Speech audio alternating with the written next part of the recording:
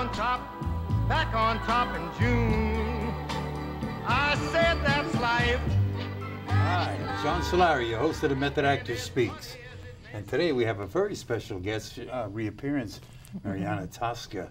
What a beautiful name that is. Thank you, whole John. Name. Thank you. Hello my again. Two favorite operas, La Boheme and Tosca.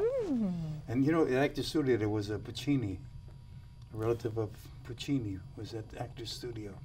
Really? About 20 years ago, when I was thinking about that today. But I really want to get into, you know, I'm really glad you came back. The reason Well, thanks for I having saw you on me. the Daily News and I know her. But you were talking about Billy, the elephant. I was indeed. Yeah, and I want to talk about, but first I'm so proud that you're doing Orpheus Descending.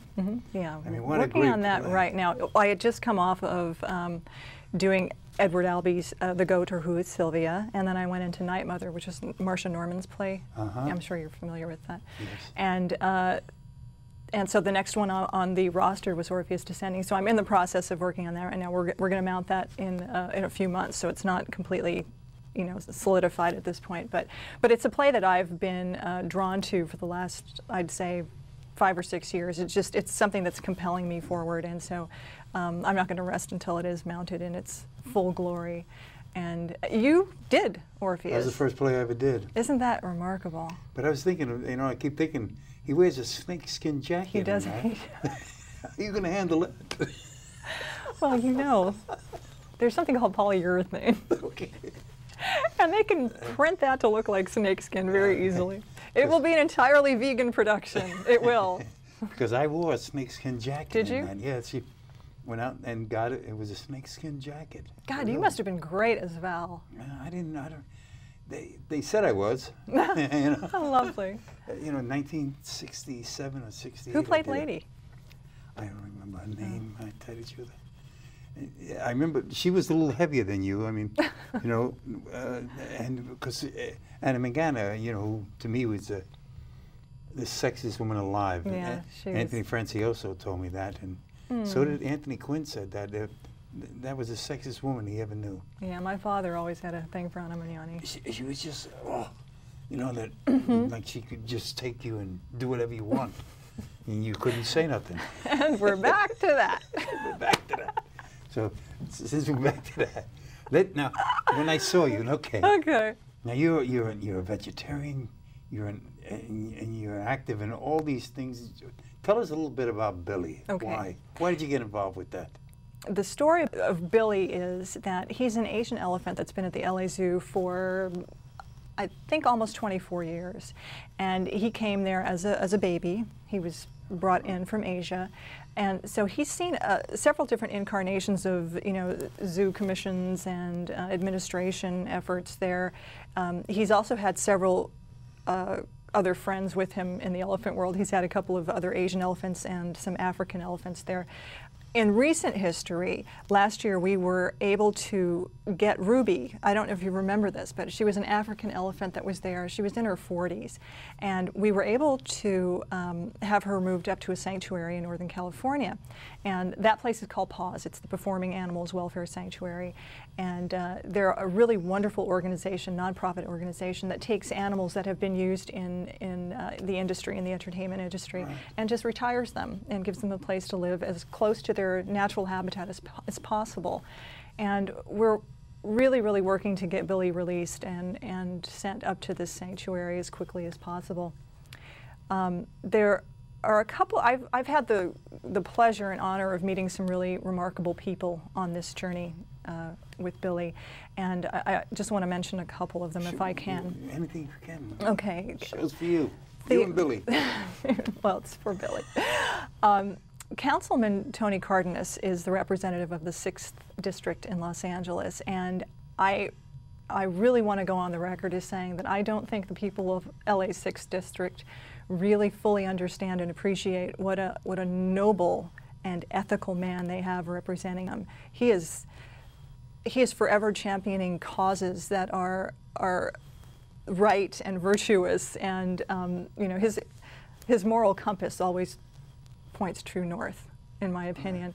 And he actually started something called the Animal Cruelty Task Force in Los Angeles. So these are the guys that go out and bust, dog fighting rings and, cockfighting rings. And they're really horrific things that are happening to these other earthlings that have every right to be on the planet as we do.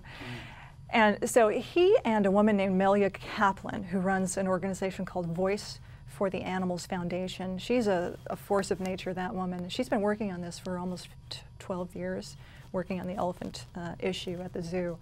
And so, it's really nice to see their efforts finally coming to fruition. We're in the process of having the LA City Council vote for a couple of motions. The first is to close the elephant exhibit down, and the second is to release Billy to the sanctuary.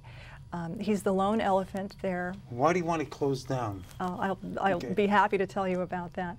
The exhibit that he's been living in, John, if you can imagine, an Asian elephant is smaller than an African elephant, but they're still both enormous animals.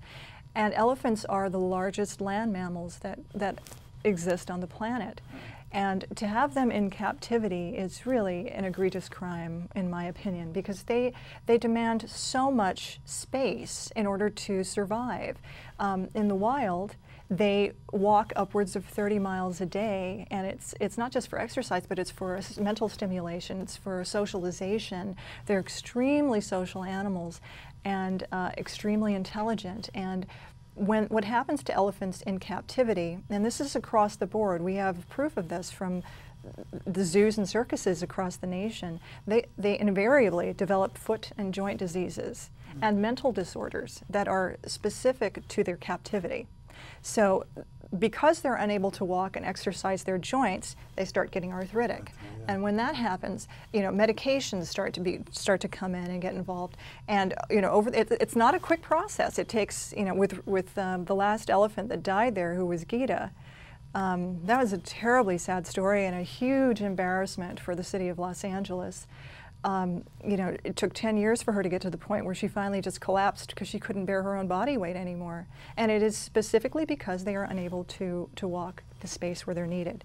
Well, the zoo is proposing, they started construction on an exhibit that would increase the space that Billy's in right now. He's been sitting for almost 24 years on 0.6 acres. Do you know how big that is? I'm looking at the studio here. It's about twice the size of this room. And he's been in it for almost 24 years. Been in prison. It is. It absolutely is.